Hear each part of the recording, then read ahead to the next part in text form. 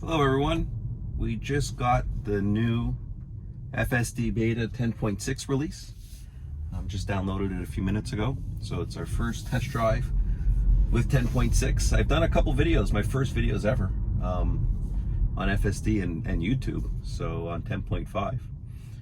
So excited to try out 10.6. I'm gonna engage it right now for a quick 2-mile drive. There we go.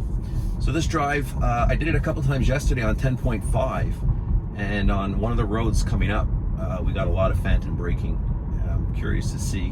One of the viewers thought that it was phantom braking because it was a winding road. See there, we just got a couple phantom brakings by a few miles an hour, which we did get on 10.5.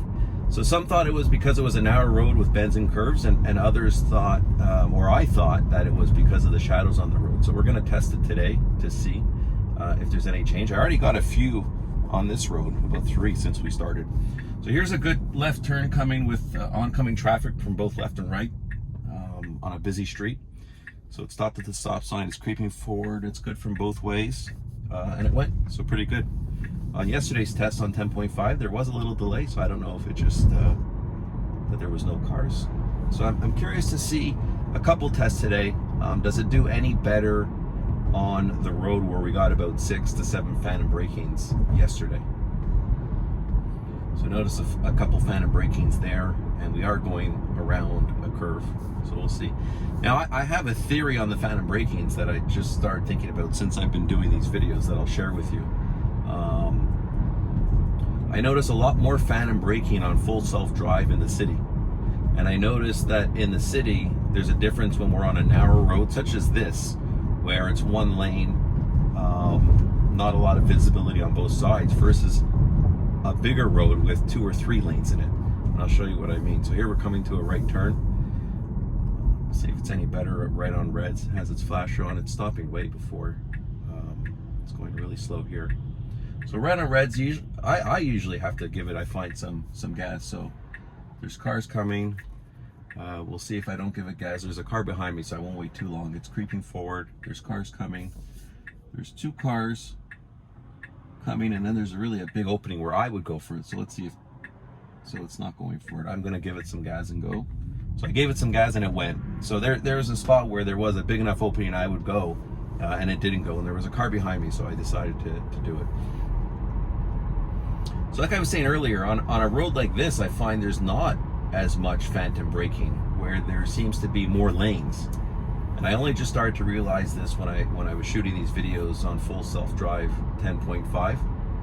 And then when you get to a more narrow road where it's 1 lane or 2 lanes like this, I find you start to get more phantom braking. So here we're gonna come to a left turn here. There's a very sharp pull into that left turn lane, but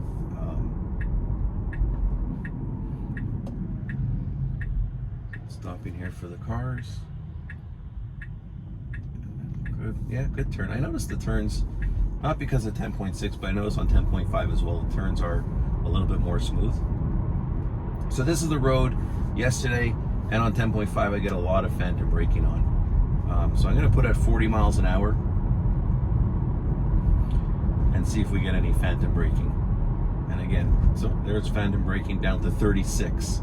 And it could be because of this bend in the road is coming, but I don't get that on bigger roads with bends in it. So if it's a 2 or 3 lane road in the city with a bend, the car keeps the same speed. So we'll keep going. There's a car behind me, so I'll be a little bit careful. The one thing that phantom braking worries me, so there's a phantom braking from 40 down to 36, and I don't really see a lot of bends in this road. Right upcoming now, but nothing back there to be able to slow down. And then in some cases there is a bend and there is no phantom braking.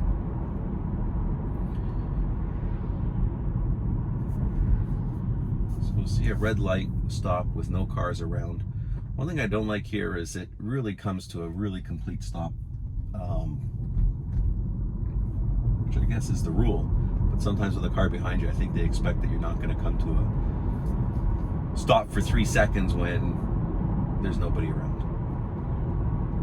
So there's some phantom braking from 40 down to 34. do a few more tests on this road with the phantom braking. So far I haven't seen a difference in 10.6 from the 2 tests that I just did yesterday on 10.5, but we'll put it through some things. There's phantom braking 40 down to 37, so we'll keep testing it. And the other thing I was wondering is if it makes a difference with the speed I'm going. I don't see why that would make a difference, but again, I am starting to feel that phantom braking happens more often the more narrow the road on that you're driving.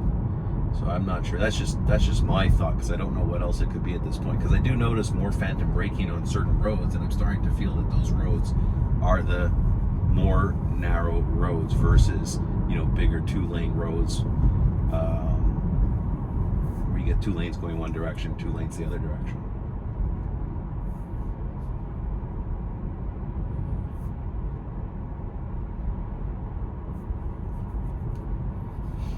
Pretty excited about FSD 10.6. Looking forward to reading what's changed on it. I know there's some object detection changes, so we'll see what that looks like. On this quick 2-mile drive, so far I haven't seen too many changes, but we'll keep going. So here's something else I noticed. These railroad tracks. Right after I hit him, the car slows down, and I wonder if that's something just because it just went over a bump. Let's see if it happens again. Yeah, see, there it goes, 40 down to 36. And then another one, a quick one. Happened exactly the same spots yesterday, literally to the foot. So we'll keep driving. Another test I want to do in 10.6, I'm not sure if it will have improved. I have some roundabouts that I do, and I have not been able to do these roundabouts in a way where I don't have to intervene. There's some phantom braking 40 down to 37. There's some phantom braking again down to 34.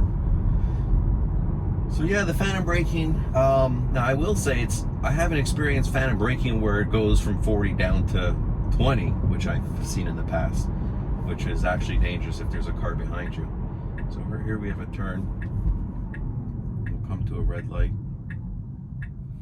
What I normally do in these videos is, if we have to stay at a red light for any amount of time, I'll fast forward it so that we don't have to just sit here.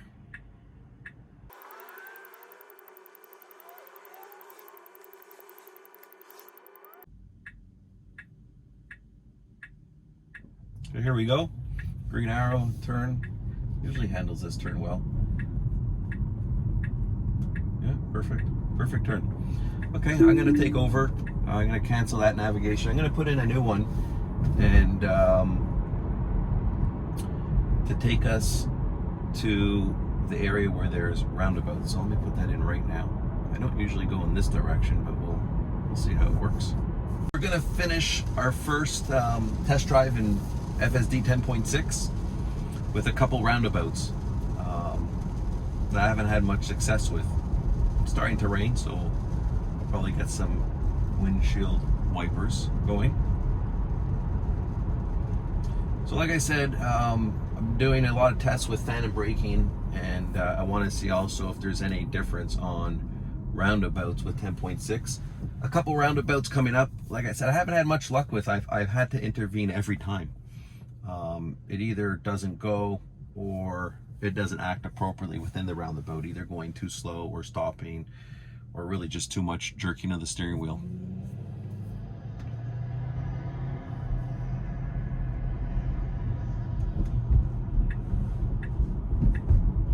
So put on a flasher there. It thinks it's the right turn. Not really so much, but that's okay.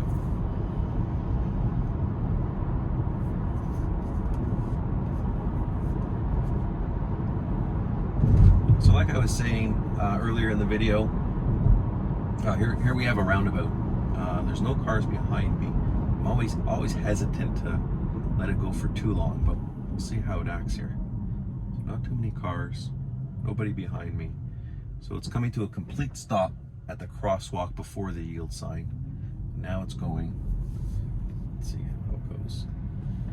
So see, it just stopped in the middle of the road and told me to take over. I'm not quite sure why it does that. there was really nobody around me.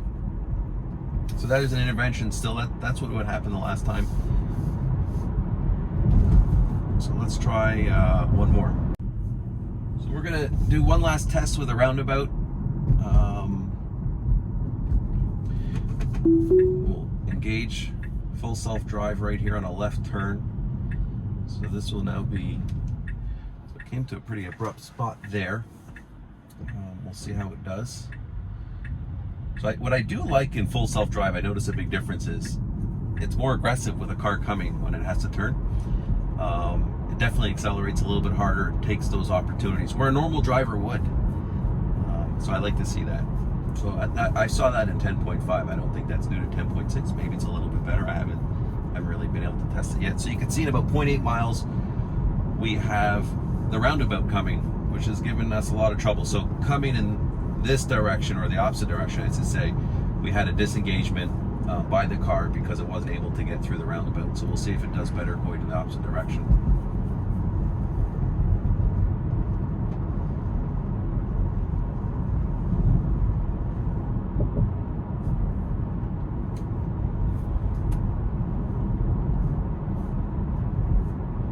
Let me know in the comments what you think about phantom braking. I've been driving Tesla for a while and experienced phantom brakings. I think in autopilot very rarely. Maybe when I first got the car a couple years ago. Recently, very rarely until full self-drive. And again, I think it's because when I use autopilot, it's always on the highway, and of course it's a big road. Let me know in the comments what you think. I always thought it was because of the glare of the sun you get phantom braking, or hills or bends like someone else said. But I'm starting to think that you get it in city streets when a street is very narrow. So let me know your thoughts on that. So here we have a roundabout coming. There's a car a little bit behind me. So some cars coming. This will be a good test. So it puts on the flasher. So it's stopping here. See, it could go. I would go. There's a car behind me, so okay, so now it's going. Let's see how it does. Very narrow. Wow, it did it. Wow. Well, that was pretty good. That's a first, so I don't know if that's a 10.6 improvement, but I have not been able to do that roundabout. So you saw when I was coming the other direction, the car disengaged. There I did not touch it. I did not give it gas. And it was able to do the roundabout. Not as great as a regular driver, but enough to be able to get through it without getting honked at. Well, I'm going to end the video there. Thank you, everyone. If you have any questions or comments, please leave them below and I'll respond. And I'll be doing another video shortly of some more roundabouts.